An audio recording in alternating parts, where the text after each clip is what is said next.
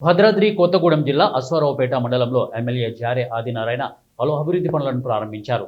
మండలంలో 11 సీసీ రోడ్లు, ఒక ఎంపీపీఎస్ స్కూల్ ప్రహారీ నిర్మాణం పనులకు భూమి పూజ చేసిన ఎమ్మెల్యే నూతనంగా నిర్మించిన ఇందిరమ్మ ఇళ్లలోకి లబ్ధిదారులతో కలిసి గృహప్రవేశం చేశారు. ఇక ఉసిర్లగూడెంలో నిర్మించిన పాఠశాల భవనం, కన్నాయిగూడెంలో నిర్మించిన గ్రామ పంచాయతీ భవనాలను ఎమ్మెల్యే జారే ప్రారంభించారు.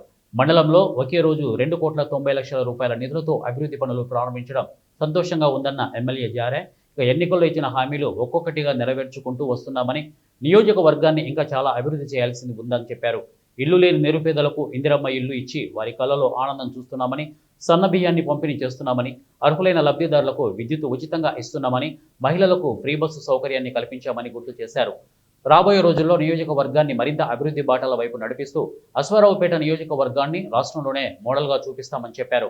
అనంతరం అనారోగ్యంతో ఉన్న కుటుంబాలను పరామర్శించి వారికి ఆర్థిక సహాయం చేసి, ఎడతెరిపి లేకుండా కురుస్తున్న వర్షాలకు అశ్వారావుపేట, పేటమాలపల్లి ప్రభుత్వ పాఠశాలను పరిశీలించి నీరు నిల్వ ఉంచకుండా ఏర్పాట్లు చేయాలని అధికారులను ఆదేశించారు.